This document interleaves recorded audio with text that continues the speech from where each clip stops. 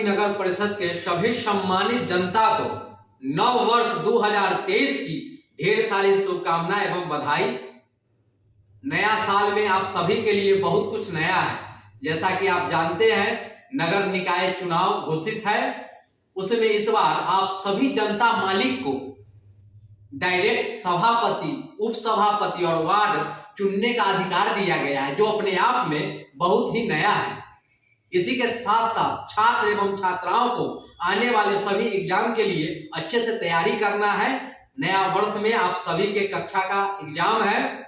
इसी के साथ साथ मीडिया बंधु को भी ढेर सारी शुभकामनाएं एवं बधाई। आप सभी का स्वास्थ्य का मंगल कामना करते हुए पुनः एक बार धन्यवाद।